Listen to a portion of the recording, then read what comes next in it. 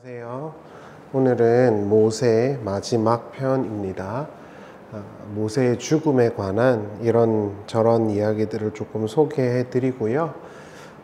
그것을 통해서 이제 우리가 얻을 수 있는 어떤 성경의 의미를 함께 좀 나눠보도록 하겠습니다. 그 전에 제가 계속 모세와 관련된 인물들을 소개를 드렸었는데요. 오늘은 좀 모세의 죽음과도 좀 같은 취지로 이해될 수 있는 인물이 있어가지고요. 그 인물을 한 명 소개해 드릴까 합니다. 그 사람은 훌입니다. 아론과 훌이라는 건 이제 교회를 조금 다니신 분들은 간혹 들어보셨을 수 있는 표현이죠. 그래서 우리 목사님에게 아론과 훌과 같은 동역자들을 달라 이런 기도를 어렸을 때 장로님들이 많이 하셨던 것 같아요. 아론과 훌이라고 할 때 그 훌에 관해서 잠깐 설명을 드리려고 해요.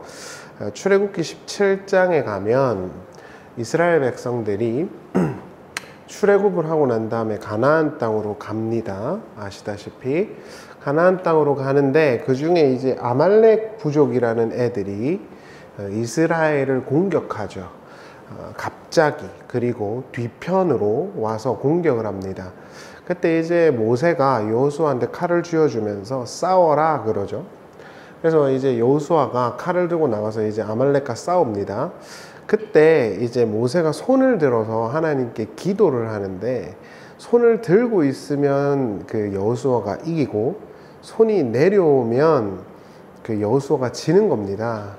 그래가지고 이제 모세도 사람인데 당연히 이렇게 두 손 들고 있으면 힘들죠. 그래가지고 손이 내려올 때 이때 아론과 훌이 양팔을 잡고 같이 들고 있어 줍니다. 그래서 이제 우리가 아론과 훌 이러면 기도의 동역자의 어떤 레토릭 같은 표현이 되어 있는 것이죠. 여러분들도 아시다시피 그 모세가 손을 내리게 되면은 아까도 말씀드렸지만 여호수아가 지니까는 아론과 훌이 양쪽 손을 이렇게 떠받치고 있는 형태로 그 전쟁을 치르게 되고요. 그것을 이기게 되죠. 그래서 이제 많은 목사님들이나 설교자들이 하나님께 기도할 때 이기고 그 기도의 손이 내려오면 진다 이런 식으로 설교를 많이 하시는 걸로 제가 알고 있어요.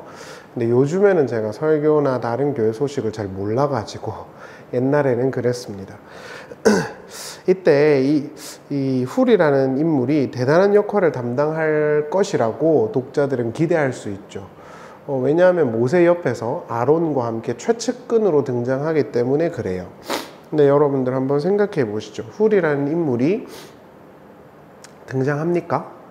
이 이후에? 훌의 기록이 없어요. 아시다시피 아론은요, 그리고 그의 아들들은 제사장이 되었어요. 그리고 아론은 굉장히 유의미한 역할을 담당을 하게 되죠. 그런데 훌은 사라집니다. 어디에도 훌에 대한 기록이 이 이후에는 없어요. 이 훌의 사라짐에 대한 유대 랍비들의 해석과 미드라시 전승들이 많이 있는데요. 그들의 공통된 믿음, 고백은 훌은 순교했을 것이다 라는 게 공통된 증언입니다. 아시다시피 우리가 지난 시간에 봤지만 모세가 시내산에 올라가서 안 내려옵니다. 그때 이스라엘 백성들이 화가 나가지고 아론한테 따져 묻죠. 그때 아론이 이제 금송아지를 만들잖아요. 그때 이제 이 금송아지를 만드는 행위를 막았던 인물이 훌이었을 거라고 유대인들은 믿습니다. 성경이 말하지 않으니까 사실은 우리가 알 수는 없죠. 그래서 이 훌이라는 인물이 사라져 버리는데 이 훌은 아마 유대인들의 뒷이야기인 미드라시를 보면 금송아지를 막다가 죽었을 것이다 라고 공통되게 기록하고 있는 것 같아요. 실제로 그 이후에 훌의 기록이 없어지거든요. 그런데 훌의 이 이야기가 색다른 곳에서, 전혀 다른 곳에서 등장을 하게 되는데 그때가 어디냐면 성막 지을 때입니다. 여러분들이 아시다시피요, 이 모세가 성막을 지은 게 아닙니다. 모세는 하나님의 어떤 그 계획 속에서 성막에 대한 평면도를 이해했다라고 한다면 그걸 만들어내는 능숙한 손을 가진 사람들이 따로 있었어요. 그 중에 한 명이 브살렐입니다. 근데 이 브살렐이라는 아들이 누구의 아들이냐면 우리의 아들이에요. 근데 우리의 아버지가 누구냐면 훌입니다. 그래서 브살렐은 훌의 손자예요. 훌이라는 사람이 사라져 버렸어요. 분명히 중요한 역할을 할 것 같은데, 근데 훌이라는 인물이 사라지고 누가 등장을 하냐면 훌의 손자인 브살렐이 나타나서 성막을 짓습니다. 이렇게 우리는 이제 이 빈 공간을 해석으로 우리가 이제 들어가서 이해를 할 수 있는 것이죠. 다양한 해석들이 있을 수 있습니다. 근데 저는 어떻게 보냐면 훌 때문에 브살렐이 택함을 받았다라고 생각하진 않아요. 저는 그런 식의 성경 해설을 굉장히 별로 안 좋아하는 사람이거든요. 그럼에도 불구하고 이 훌이라는 인물이 만약에 좋지 않은 어떤 역할, 인물이었다라고 한다면 그 훌의 손자에게 하나님이 성령을 부어서 하나님의 일을 하게 하셨을 것 같지는 않아요. 그래서 많은 유대인들과 유대인 그 랍비들은 훌의 그러한 신앙이 그의 후손에게 지대하게 영향을 미쳤을 거라고 해석하는 게 대부분입니다. 대부분. 출애굽기 31장 2절에 보면은 하나님께서 유다 지파 훌의 손자 브살렐을 지명하거든요. 근데 만약에 예를 들어서 여러분 훌이라는 인물이 별로 안 좋아요. 그럼 이 훌의 손자를 하나님이 지명했겠느냐는 거죠. 물론 하나님의 은혜로 선택했을 수도 있지만 유대인들은 이 빈 공간을 통해 가지고 훌이라는 사람의 이미지를 순교자적인 이미지로 이해하고 있다라는 겁니다. 그래서 이거는 제가 너무 옛날에 충격적이고 재밌어가지고 감리교회 강문호 목사님이라는 분이 있어요. 성막을 4분의 1로 이제 축소해서 만들었다고 알고 있는데 그분이 그때 이 설교를 하셨던 적이 있어요. 그래서 그분이 이제 유대인 미드라시 이야기를 하시면서 이제 그 훌의 이야기를 하신 적이 있습니다. 그래서 제가 아주 인상 깊게 들었고 이번에 준비를 하면서 이렇게 살펴보니까 실제로 유대인들의 미드라시나 전승을 보면 훌이 그렇게 이해되고 있는 건 분명한 것 같아요. 제가 후술하겠지만요, 모세의 죽음과 훌의 이러한 어떤 인물성이라고 하는 것은 독자들에게 어떤 하나의 스탠스, 뷰 포인트를 주고 있어요. 그게 뭐냐면요, 하나님과 함께한 사람들이 다 이름을 남기고 유명한 건 아니었다는 것이에요. 그러니까 다 위대하고 다 정말 훌륭하고 정말 대대손손 기록 또는 기억될 만한 일을 한 사람들이 아닐 수도 있다는 거죠. 잠깐 등장했다가 사라질 수도 있다는 것입니다. 모세의 죽음도 우리가 그렇게 볼 것입니다. 하나님은 철저하게 인간들을 필요해서 쓰세요. 그런데 중요한 건 인간들은 그렇게 하나님의 손에 붙들려서 그 순간순간 살아가는 거죠. 그런데 그게 뭐 예를 들어서 이순신이나 세종대왕처럼 막 기록에 남고 기억에 남는 그런 역할이 아닐 수도 있다는 것입니다. 그러면은 훌은 너무 억울하지 않는가? 그 과정 속에서 하나님과 함께 했잖아요. 그 기쁨을 훌이 누렸을 거 아닙니까? 모세가 누리고. 이제 그것에 우리가 주목을 해야 합니다. 뭐 저도 그렇고요. 뭐 우리 대부분은 ordinary people이잖아요. 그러니까 평범한 사람이잖아요. 이름이 남겨지지 않을 수 있고 기억될 만한 임무를 하지 않을 수 있어요. 근데 그건 이상한 게 아니고요. 하나님이 그때그때마다 사람을 불러다가 쓰시는 거고 그 사람이 뛰어난 것도 아니고 그 사람이 지금 이 역사 속에서는 기억될 수 있겠지만 하나님 앞에는 다 똑같은 거라는 것입니다. 하나님이 필요해서 사람들을 쓰시는 거고 그 사람들은 그 과정 속에서 하나님을 배우는 거고 그런 식의 구도라는 것이죠. 각설하고 모세의 죽음을 조금 보겠습니다. 신명기 34장 7절에 따르면 모세는 120세의 나이에 느보산에서 조상에게로 돌아갑니다. 모세는 늙어서 죽지 않았어요. 120살 정도라고 하니까 늙어서 이제 나이가 많아 죽었나 보다 이렇게 생각하실 수 있는데 그 신명기 34장 7절에 보면 모세의 기력이 쇠하지 않았다고 말해요. 그리고 눈도 멀지 않았다고 말하고요. 그러니까 모세라는 인물이 단순히 나이가 많아서 자연스럽게 가나안 땅에 못 들어가고 그걸 바라보면서 죽었나 봐 라고 생각하시면 안 되고, 하나님이 거절한 것입니다. 여러분 한번 생각해 보세요. 40년 동안 광야에서 이스라엘에게 욕이란 욕은 다 먹어가면서 이스라엘을 끌고 왔습니다. 이제 가나안 땅에 들어가야 합니다. 근데 기력이 있었어요. 근데 하나님이 느보산에 올려다 놓고 모세를 사라지게 해버립니다. 그러니까 모세가 나이 많아가지고 죽었나 봐 이렇게 생각하시면 안 돼요. 이 플롯은 모세가 거절당한 것입니다. 신명기 3장에도 나중에 설명하겠지만 모세가 가나안 땅에 들어가고 싶다고 막 난리를 치거든요. 그때 하나님이 뭐라 그래? 그만해라. 딱 이렇게 말씀하시죠. 역할은 거기까지야. 이렇게 말을 하는 거예요. 신명기 32장 51절에 따르면 모세가 가나안 땅에 들어가지 못한 이유는 느리바 사건 때문이었어요. 우리가 지난 시간에 나누었지만 이스라엘 백성들이 목이 말라가지고 모세한테 불평을 합니다. 그때 모세가 하지 말아야 할 두 가지 행동을 해요. 첫 번째는 하나님은 모세한테 반석에게 말을 하라 그랬거든요. 근데 모세가 이 지팡이로 2번을 때려버립니다. 그러니까 모세의 분노가 표출된 거죠. 두 번째는 모세가 말을 함부로 해요. 그때 뭐라 그랬냐면 하나님이 주셨다가 아니라 우리가 언제까지 해줘야 돼? 이렇게 말을 하거든요. 그래서 하나님께서 그것을 이제 그 사건을 이유로 너는 가나안 땅에 못 들어간다 라고 이렇게 딱 천명을 해버리십니다. 우리 입장에서 볼까요? 너무 가혹하지 않습니까? 너무 가혹하잖아요. 모세가 40년 동안 죽도록 고생을 했는데 그거 한 번 잘못했다고 이러실 수 있나요? 근데 이건 구조적으로 하나님께서 의도하시는 바가 있는 것이라고 우리는 해석할 수밖에 없어요.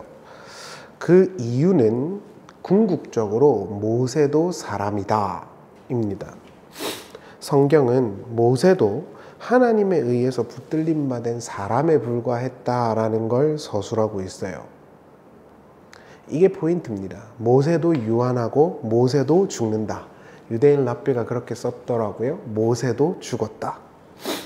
그러나 저는 그마저도 굉장히 사실 부러워요. 왜냐하면요, 모세의 장례를 누가 치러줬을까요? 모세의 무덤이 없거든요. 아시다시피.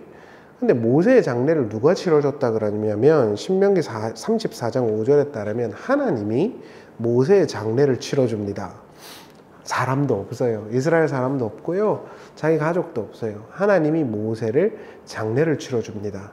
그리고 하나님께서 모세를 품고 그의 죽음과 함께 하셨다라는 해석과 흔적들은 신명기 34장에 여러 군데에서 찾아볼 수가 있어요.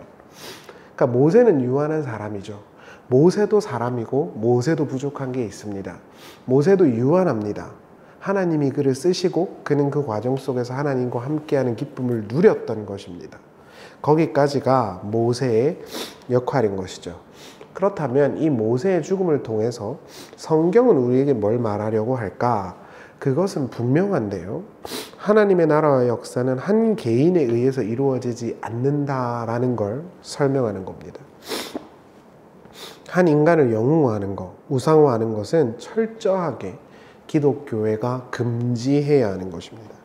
기독교회 그리고 개신교회의 핵심은 하나님이 주시는 의가 외부적인 것이고 내재되지 않는다는 것입니다. 여러분들이 아시는 마틴 루터의 주장이죠.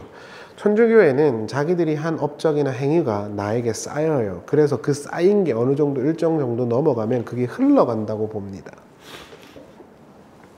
그러나 루터는 그걸 단호히 거절하죠. 우리가 항상 이 생각을 해야 됩니다. 우리는 개신교인이고 개혁교회의 신자들이죠. 따라서 한 인간이 우상화되고 영웅화되는 건 철저하게 금지되어야 합니다. 이름이 남아서는 안 돼요. 그래서 아까도 말씀드렸지만 저는 요즘 교계 상황을 전혀 모릅니다. 별로 관심도 없고 알만한 루트도 없어요. 그래서 비판하고 비난할 건덕지도 없습니다. 예전에 이렇게 근데 보면은 뭔가 이름 남기고 이름 받고 이런 걸 되게 좋아하시던데 이제 그런 것이 틀렸다, 잘못됐다 이렇게까지 말하고 싶진 않지만 그걸 지향해서는 안 될 것 같다는 말씀을 드리는 거예요. 우리는 이름도 빛도 없이 그저 하나님과 함께하는 그 과정을 누리는 사람이어야 한다는 말입니다. 이러한 모세의 죽음은 두 가지의 결론을 갖게 하는데 사실 그 둘은 똑같은 결론이에요. 먼저 유한한 인간들이다라는 것입니다. 하나님이 쓰신 사람들은. 그러니까 예를 들면은 예를 들어서 깔뱅이 대단하다 또는 루터가 대단하다, 마냥 대단한 건 아니에요. 그런 말이 있죠. 가까이서 보면은 비극이고 멀리서 보면 희극이라고. 사람은 사람 냄새가 나죠. 그러나 그럼에도 불구하고 그런 이들과 하나님이 함께 하셨다라는 건 유약하고 연약한 나와 하나님이 함께 하시겠다는 해석이 되기 때문에 우리는 거기서 위로를 얻는 것이고요. 두 번째는 완전한 자를 기다리게 한다는 것입니다.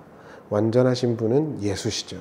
그래서 히브리서 3장을 보면 모세와 예수를 비교하는데 모세는 하나님의 신실한 종이었다 그래요. 근데 그 종이요, 듀로스가 아니고 파테콘이에요. 집사입니다. 신하라는 뜻이에요. 그러니까 하나님께서 모세라는 인물을 굉장히 높이 평가했다라는 걸 그런 단어들로 우리가 이해할 수가 있어요. 그렇지만 히브리서 3장은 뭐라고 하냐면 모세는 그럼에도 유한한 종이었지만 아들이신 예수는 하나님의 아들이시고 완전하시다, 이런 결론에 이르게 하지요. 그래서 모세가 아니라 믿음의 시작이시고 완성자인 예수를 바라봐야 한다라는 것으로 기결되는 것입니다. 각설하고 모세의 죽음에 관해서 신약 성경에서도 소개하는 구절이 있죠. 그 유명한 유다서 1장 9절이에요. 이건 제가 한번 읽어드릴게요. 천사장 미가엘이 모세의 시체에 관하여 마귀와 다투어 변론할 때 감히 비방하는 판결을 내리지 못하고 다만 말하되 주께서 너를 꾸짖으시기를 원하노라 하였거늘, 이렇게 나오죠. 자, 모세의 시체에 관해서 미가엘과 마귀가 싸웠다고 해요. 이 표현은 모세 전승에 기반한 것입니다. 그 모세의 전승에 따르면요, 모세의 죽음에 관한 전승에 따르면 모세가 죽은 이후에 하나님이 미가엘에게 모세의 장례를 치르게 했어요. 이거는 그냥 미드라시 뒷이야기예요. 근데 사탄이 와서 그 시체를 자신의 것이라고 주장을 하면서 모세라는 인물의 잘못에 대해서 막 비방을 했다, 이렇게 말을 해요. 그래서 하나님께서 미가엘을 통해 갖고 그를 꾸짖게 하셨다, 뭐 이런 전승이 있습니다. 근데 이거는 이제 우리가 소위 말하는 뒷이야기고요. 제가 설교 시간에는 잘 설명 안 할 거예요. 근데 이제 소개하는 시간이니까 그런 뒷이야기들과 이해가 있다는 것이죠.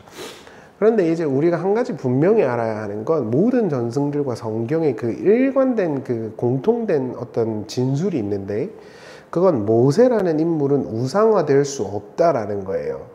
그래서 모세의 시체가 없고 모세의 무덤이 없는 거예요. 그걸 숭배하면 안 되니까요. 모세가 신약 성경에 또 다르게 등장하는 장면이 있죠. 그 유명한 마태복음 17장이에요. 마태복음 17장에 예수께서 변화산이라고 불리는 곳에 올라갑니다. 그리고 거기서 엘리야와 모세가 예수님과 대화를 하는 장면이 나와요. 여기서도 우리가 한 가지 알 수 있죠. 아, 모세는 죽지 않았구나, 인 거예요. 그러니까 육체적인 죽음을 맞이했을 수는 있지만 하나님이 택하신 신자들의 어떤 존재는 영생 속에 보존되고 있다라는 게 거기서도 발견될 수 있는 것이죠. 실제로 예수님이 모세와 엘리야와 전 대화를 했다고 믿거든요. 그걸 쓴 거잖아요. 그럼 모세는 죽은 게 아니잖아요. 그러니까 하나님께서 선택하신 신자들은 반드시 그 생명의 어떤 존재성이 끊어지지 않는다는 겁니다. 그러한 의미들이 다 이렇게 있다라는 것이죠. 그래서 신명기 34장을 보면은 그 모세라는 인물이 하나님과 대화하고 하나님과 얼마나 친했는지를 서술하거든요. 그러니까 모세라는 사람은 정말 40년 동안 죽도록 개고생만 했다, 이렇게 보시면 안 되고 그 과정 속에서 하나님과 함께하고 하나님과 그 평화를 누리고 하나님과 관계를 맺어간 특별한 삶을 산 사람이라고 우리가 인지를 해야 되는 거예요. 그럼에도 불구하고 왜 하나님은 모세를 가나안 땅에 들어가지 않게 했는가 말씀드렸잖아요. 모세의 역할은 유한하다는 걸 보여주는 것입니다. 그리고 여호수아를 등장시키죠. 그래서 초대 교부들은 모세는 율법을 받은 사람들이니까 율법으로는 가나안에 못 들어가. 여호수아의 헬라식 이름이 예수죠. 구원자란 뜻이란 말이에요. 호세아, 그게 예수잖아요. 예수가 오셔서 가나안 땅으로 들어가도록 해야 한다라고 해석을 하는 거예요. 오리게네스나 이런 사람들은. 그러나 그런 여부들을 다 차치하고 모세라는 인물의 죽음은 반드시 한 가지를 우리에게 결론에 이르게 하는데, 그건 하나님의 택하신 종들은 우상화될 수 없다는 거예요. 영웅화될 수 없다는 거예요. 제가 사랑하는 우리 박영선 목사님께서 그런 이야기를 하셨어요. 우리는 신문지에 불과하다고. 옛날에는 소고기를 사면은 신문지를 이렇게 신문지에 돌돌 말아서 줬다고. 소고기가 너무 소중하니까 신문을 이렇게 돌돌 말아서 줬다라는 거예요. 그럼 소고기가 이렇게 전달이 되죠. 그럼 신문은 어떻게 해야 돼요? 찢어 발겨버리고 버리잖아요. 하나님의 종들은 신문지 같은 것이에요. 소고기를 담은 하나님 아버지의 그 진리와 말씀을 전달하는 역할만 하는 거예요. 그러니까 우리가 여기서 한 가지 좀 더 생각해 봐야 되는 게 있는데요. 저는 어찌됐든 목사잖아요. 그래서 제가 목사 입장에서 뭐 말씀을 드리는 건데, 지나치게 목사님을 섬기시면 안 돼요. 지나치게 목사에 대한 의미를 부여하시면 안 된다고요. 제가 예전에 이제 좀 이따가도 말씀드리겠지만 롤 모델로 삼았던 분들의 특징이 있습니다. 엄청난 카리스마가 있어요. 그래서 제가 이제 아직도 안 잊어버리는 게, 신학생 때 엄청 자주 다녔던, 부흥회를 자주 다녔던 교회가 있거든요. 근데 거기가 엄청 커요. 진짜 엄청 커요. 근데 이제 그 목사님이 딱 한마디를 하는 거죠. 누구야? 이러면은 저기 뒤에 있던 장로님이 튀어와요. 그러니까 그런 엄청난 카리스마를 보여줬어요. 저는 그런 게 너무 멋있었죠, 신학생 때. 근데 그게 뭐 틀렸다 이런 건 아니고 성경적인 문화는 아니다. 네, 이렇게 말씀을 드리고 싶어요. 목사든 모세든 누구든 그냥 종이에요. 하나님 아래는 다 똑같은 인간이라고요.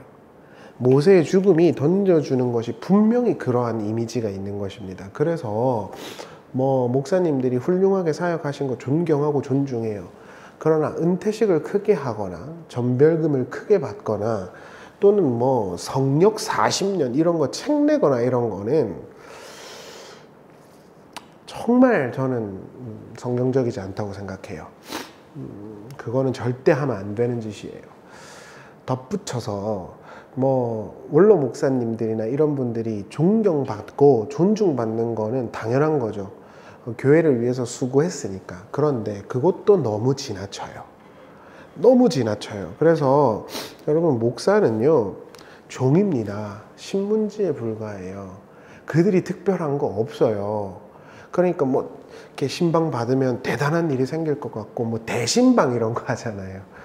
뭐 예수님 오는 것처럼 그러시는데 절대 그렇지 않아요. 그냥 우리 목사님은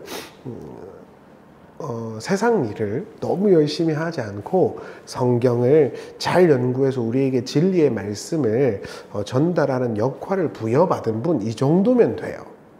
근데 막 주의 종 그러는데 종이 거의 상전 같잖아요. 그거는 안 된다는 것입니다. 너무 지나치다는 것이죠. 모세의 죽음은 우리에게 그걸 분명하게 도전하고 있다, 이렇게 보시면 됩니다. 한 가지 더 인상적인 장면이 있는데, 신명기 3장을 보면 모세는 하나님께 자신이 가나안 땅에 들어가고 싶다고 땡깡을 피웁니다. 그때 하나님이 너무 단호하게 말씀하세요. 그만해, 이렇게요. 안 돼, 이렇게요. 그때 모세가 하나님이랑 멱살 잡고 싸우지를 않아요. 뭐 모세 따위가 하나님과 싸운다고 해서 이길 수 있는 건 아니지만, 저는 그것이 모세의 신앙의 아주 중요한 지점이라고 봅니다. 그러면서 저는 이제 그 장면을 보면서 두 사람이 떠올랐어요. 첫 번째는 예수님이죠. 예수님이 십자가를 지기 전에 가능하면 안 지고 싶어요 그러셨죠. 근데 지셨죠.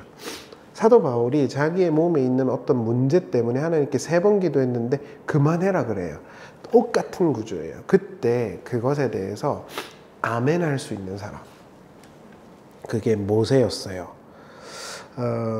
우린 이걸 순종으로 이해하는 게 맞아 보여요. 내가 원하는 게 있고 내 바람이 있는데 하나님이 그걸 허락을 안 하잖아요. 그러면은 거기서 순응을 하려고 하는 태도가 요구된다는 거예요. 우리가 원하는 대로 삶이 진행되지 않을 때 기도하고 금식하고 특세하고 부흥에 쫓아다니고 헌금하고 그러지 마셨으면 좋겠다는 겁니다. 그렇다고 해서 해결이 되지 않더라고요. 뭐 저의 경우입니다. 뭐 해결되는 경우들도 있겠지만 대부분은 그렇지가 않더라고요. 그럼 어떤 걸 요구하느냐? 하나님은 하나님이 거절하신 것에 대해서 받아들일 수 있는 태도를 요구한다라고 저는 봅니다. 설교가 아니라서 저는 이제 그 돌아가신 우리 믿음의 선배들의 설교를 읽는 걸 좋아하는데 성경 해석이 뭐 탁월하기 때문에 좋아하지는 않아요. 솔직히 뭐 마틴 로이드 존스 목사님이나 이런 분들의 설교를 보면 성경에 대한 탁월한 통찰력이 있지는 않아요. 제가 볼 때는요. 뭐 오히려 조직신학책이나 신학자들의 글이 훨씬 더 탁월합니다. 성경적인 인사이트적인 면으로 봤을 때. 그런데 그 하나님의 사람으로 살아간 그들의 그 경험들이라고 하는 게 저에게 주는 위로가 있거든요. 아, 내가 틀린 건 아니구나, 이런 식으로. 그래서 제가 간혹 이제 가능하면 제가 제 이야기를 안 하는데 혹시 이거를 많이 듣진 않으시지만 좀 위로가 되실까 해서 제 이야기를 조금만 해드리려고 해요. 26살에 제가 개척을 했어요. 하나님께 제가 그때 기도했던 건 좋은 의미에서 윤석전 목사님이나 조용기 목사님처럼 되게 해달라고 기도하며 개척을 시작했어요. 그런데요, 그 모든 기도와 눈물이 정확하게 거절됐습니다. 제가 29살에 목사 안수를 받았는데 그 전날에 교회가 산산조각이 났어요. 딱 2분의 1 반토막이 났습니다. 저의 입장에서는 정말 그 과정이 싫고 그 과정에서 저에게 사람들이 했던 말, 그리고 그걸 주도했던 사람들의 말과 표정까지 지금도 생생히 기억나요. 그때도 하나님이 제 기도를 거절했죠. 그래서 제가 할렐루야 교회에서 안수를 받았어요. 그때 이제 베이직 교회 조정민 목사님이 저한테 안수를 해줬는데 그때 그분이 되게 유명한 분이란 걸 전 몰랐죠. 근데 그때 엄청 울었어요. 저만큼 우는 사람 본 적이 없어요. 제가 대성통곡을 했어요. 저 원래 눈물이 없거든요. 너무 억울하고 힘들었어요. 근데도 하나님이 그 다음날 눈 떴을 때 행복하게 안 해주더라고요. 그러니까 교회가 반토막 나니까 생활은 해야 되잖아요. 그래서 원래 저는 개척교회를 시작할 때 절대 이중직은 안 한다가 제 마음이었어요. 뭐 목사가 헌금으로 먹고 살아야지 무슨 세상 일을 하냐, 이게 제 신념이었어요. 근데 어쩔 수 없이 알바를 하기 시작했어요. 사례비가 줄어드니까 어쩔 수 없잖아요. 그래서 이제 시작한 것이 학원 채점 알바예요. 제가 고등학교 때 공부는 잘했거든요. 그래가지고 채점 아르바이트를 시작했는데 제가 뭐 가르치는 걸 좋아해요. 재밌어하고. 그래서 이제 애들이 늘어나는 거죠. 그러다가 어떤 저의 개인적인 문제는 아니고 트러블이 일어났습니다. 그래가지고 그 학원에서 제가 나왔어요. 그리고 다른 학원으로 갔는데 그때 그 원장님이 되게 좋은 분이셨어요. 지금도 연락 잘합니다. 그래서 제가 메인 강사를 하게 됐고 거기서 일을 배웠어요. 근데 이제 그 이후에 좀 교회가 안정적이게 될 줄 알았는데 남은 그마저의 사람들도 트러블이 생겼고 코로나가 터졌어요. 그래가지고 어쩔 수 없이 제가 학원을 두 곳으로 강사를 떼어야 했어요. 전 이중직을 절대 안 한다 마인드였거든요. 근데 이제 감사하게 학원이 가는 곳마다 늘어요. 그래서 제가 처음 갔을 때 3명인가 그랬는데 나중에 나올 때 보니까 40명 이렇게 되더라고요. 그럼 40명이면 쉽게 말하면 1200만 원인 거예요. 한 달 매출이 엄청나게 는 겁니다. 3명이면 90만 원이잖아요. 그래갖고 제가 새벽 1시까지 수업 준비하고 뭐 어쩌고 저쩌고 그랬어요. 그때 이제 제가 가르쳤던 애가 재작년에 서울대 갔죠. 너무 뿌듯합니다. 그것도. 근데 그 과정에서 제가 진짜 싫어하는 사람이 그렇게 많지는 않은데요. 제 인생 가운데 제가 죽기 직전에 네가 진짜 싫어하는 사람 누구냐 하면 한 2~3명 정도가 있어요. 근데 그들보다 훨씬 더 강력한 빌런들을 만나게 됐고 그것 때문에 제가 법적인 소송을 한 4년째 하고 있어요. 근데 이제 제가 드는 생각은 이런 것들입니다. 그런 빌런들과 여러 가지 이야기들이 있었는데 어려움들이 되게 많았죠. 끊임없이 이게 산이 있는 거예요. 산이. 제가 이 이야기를 드리는 이유는 혹시라도 보시는 분들이 내가 고난이 있는데 이게 이상한 거 아니야? 이렇게 생각하지 마시라고 설명을 드리는 거예요. 이렇게 산이 있는 거예요. 계속 넘어갑니다. 그래가지고 제가 어쩔 수 없이 학원이 있을 수 없는 곳에 학원을 오픈을 했어요. 그리고 이제 지금 여기까지 온 겁니다. 그런데 제가 학원을 첫 해 시작했을 때랑 지금이랑 이제 저희 세무사님이 리포트를 줬는데 300% 성장을 했어요. 100배도 아니고요. 300% 성장을 했어요. 소득이요. 여기 학원가도 없어요. 밤만 되면 여기 저희만 딱 오픈돼 있어요. 그러니까 엄청나게 급격한 성장을 한 거죠. 그러면서 제가 목회 일을 하고 있어요. 왜 이 설명을 드리냐면 과정마다 기도를 했는데 거의 들어준 게 1도 없습니다. 단 한 번도 없었어요. 법적인 다툼을 할 때도 쉽지가 않았어요. 물론 하나님이 다 이기게 해주셨지만 쉽지가 않았어요. 그때마다 이렇게 됐으면 좋겠는데 반드시 돌아가더라고요. 너무너무 힘들었어요. 제가 할 수 있는 건 그냥 끌려가는 거였어요. 근데 그 자리에 지금 와 있다 보니까 사실 제 모든 면에서 이거보다 더 나을 수는 없어요. 이거보다 더 나을 수는 없어요. 제가 26살에 개척할 때 받았던 사례비랑 지금 제 월급을 비교해보면 20배가 넘어요. 40배가 돼요.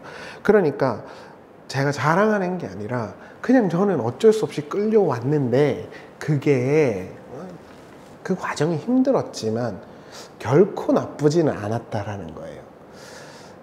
저는 여기서 제가 순종을 배워가고 있다고 봅니다. 저희 편집해 주시는 분이 예전에 제 설교를 듣고 깜짝 놀랐다 그랬어요.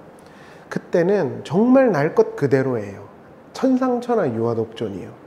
근데 지금은 그때랑 비교해보면 비교할 수 없을 정도로 리파인 돼 있죠. 제 주변 분들이 그렇게 말을 합니다. 왜 이런 말씀을 드리냐면 제가 원하는 대로 됐다라고 한다면은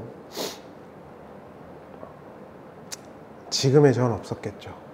하나님이 다 거절하셨고 하나님이 끌고 왔는데 지금 와보니까 너무 좋더라는 것입니다. 물론 힘든 건 있지만요. 이 과정에서 저의 기도를 하나님이 들어준 건 거의 없었어요. 저는 목회를 하면서 이중직 할 거라고 전혀 생각 안 했어요. 전 제가 가족들보다 사랑했던 이들과 함께 동역할 거라고 믿었죠. 그런데 모든 것이 산산조각 났어요. 단호라고 말씀드리지만 그 고난과 연단은 쉽지 않았어요. 근데 그 바람이 계속 저를 그렇게 밀고 와서 여기까지 왔습니다. 근데 와서 보니까 그때보다는 억배는 나아요. 저희가 교회 재정이 얼마 되진 않지만 제가 사례를 제대로 받은 적이 거의 없어요. 근데 괜찮아요. 저희 교인분들이 저를 너무 아껴주셔서 받으셨으면 꼭 좋겠다고 하셔서 제가 어느 정도 받을 수도 있고 또 받게 될 수도 있겠지만 제가 지금과 같은 구조라면 그거 제 주머니에다가 넣을 생각 없어요. 제가 사랑하는 중국 선교사님이나 다른 분들에게 흘려보내줄 생각이 확고하게 있어요. 저는 이 말씀을 드리고자 하는 취지는 만약에 제 요구대로 되었다라고 한다면 지금처럼 괜찮은 저는 없었을 거라고 확신해요. 욕망과 야망과 겉보기에는 카리스마가 있지만 세속적인 목사가 돼 있었겠죠. 하나님이 거절하신 것이 또 다른 응답이 된 거예요. 저는 모세가 하나님께 그렇게 40년 동안 개고생을 하고 하나님 들어주세요 들어주세요 했는데 하나님이 그걸 무시한 것에 대해서 때로는 좀 너무하다 싶기는 해요. 그런데 그렇게 되었기 때문에 모세라는 인물이 우리에게 영원토록 회자되고 있는 것이라고 저는 봅니다. 만약에 모세가 가나안 땅에 들어가서 200년, 300년을 살았다고 생각해 보세요. 그럼 그 모세가 모세입니까? 그가 스스로 하나님이 되지 않았을까요? 아니, 더 나아가서 이스라엘 백성들이 그를 하나님으로 섬기지 않았을까요? 인간은 반드시 우상화와 영웅화를 좋아하기 때문에 그렇게 했을 겁니다. 하나님께서 그를 보호해 주신 것이죠. 쓸쓸하게 모세는 퇴장했어요. 사람들이 박수치면서 죽은 것도 아니고, 주기철 목사님이 신사참배를 거절하다가 돌아가시잖아요. 근데 주기철 목사님이 길에서 장례를 치렀어요. 교회에서 장례를 안 치러줬습니다. 정말 초라했죠. 그런데 세상적으로는 초라했지만 신명기 34장에 보면 히브리어 구문을 보면 주어가 좀 애매한데요. 모세를 장례를 치러준 3인칭 단수 형태의 주어가 있습니다. 그래서 저는 그게 하나님이라고 보는 거고요. 하나님께서 모세를 입맞추면서 하나님의 나라를 바라보게 해주시면서 자기의 품으로 데려갑니다. 이거 얼마나 이상적입니까? 인간적인 눈으로 볼 땐 서운할 수 있고 섭섭할 수 있지만 하나님께서 얼마나 그를 아끼시고 사랑하셨는가. 여러분, 아까 말씀드렸지만 훌은 왜 사라졌을까요? 근데 왜 갑자기 훌의 손자인 부살렐은 등장했을까요? 왜 모세는 40년을 죽도록 개고생했는데 가나안 땅에 발을 들여놓을 수 없었을까요? 그 이유는 우리가 알 수 없어요. 그러나 모세는 하나님이 직접 장례를 치러 주셨고 그는 죽지 않고 우리 주님이신 예수와 함께 대화를 나누면서 영원한 생명을 보장받은 자가 되었어요. 그리고 이스라엘 백성들이 그의 이름을 빌어서 그를 영웅화하지도 않았고 우상화하지도 않았지요. 여러분, 그걸 받아들일 수 있는 것도 믿음이라고 성경은 말하는 것입니다. 소원을 가지고 기도하는 거 저는 중요하다고 생각합니다. 그러나 그 소원이 거절되었을 때 하나님이 우리에게 주실 또 다른 계획과 뜻이 있다는 걸 받아들일 수 있는 것도 저는 신앙이라고 봅니다. 그리고 그러한 신앙의 모습을 보여준 것이 모세인 것이죠. 때로는 땡깡 부리고 금식기도 하는 것보다 그 순간 하나님이 주신 기쁨과 감사를 찾아서 애쓰고 노력하는 게 신앙의 모습일 수 있다라고 제안을 드리는 거예요. 하나님께서 우리에게 주시는 또 다른 인생의 그림과 하나님 나라가 분명히 있을 것입니다. 그것을 우리는 볼 수 있는 것이죠. 모세의 죽음은 신명기 34장에 등장합니다. 그리고 민수기 27장도 그 내용이 있을 수 있고요. 그래서 주말에 한번 제가 이제 구독자분들이 많아지시고 좀 나아지면 좀 이렇게 이벤트도 해가지고 커피 쿠폰도 보내드리고 이러면 좋을 것 같기는 한데, 주말에 성경을 좀 보시면서 모세의 이 죽음이 가지고 있는 또 다른 신앙의 이 묵직한 메시지를 좀 잘 우리가 받아들였으면 좋겠고요.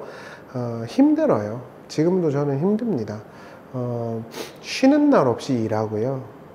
정말 집에 들어가면 고양이 안고 자기 바빠요. 너무너무 힘든 삶을 살지만 힘든 것보다는 좋은 걸 보고 그 속에서 하나님이 함께 할 수 있도록 해주신 걸 보는 게 저는 되게 감사하더라고요, 요즘에.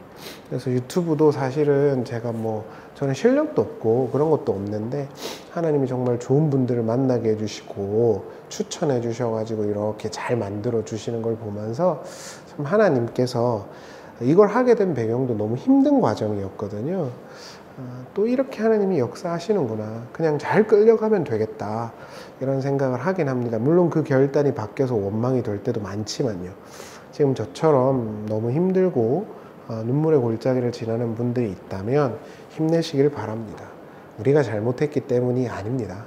하나님께서 우리 인생을 우리가 생각한 대로 이끌어가지 않으셨지만 또 생각할 수 없는 상상의 어떤 세상을 지금 우리에게 현실이 되게 하시기 위해서 그런 거라고 우리가 믿고 이 산들을, 슬로프들을 잘 넘어갈 수 있기를 바랍니다. 그리고 모세의 죽음이 우리에게 던지는 이 묵직한 메시지를 또 이번 주말에 한번 잘 읽어보시면서 묵상해 보시기를 제안을 드려요. 감사합니다.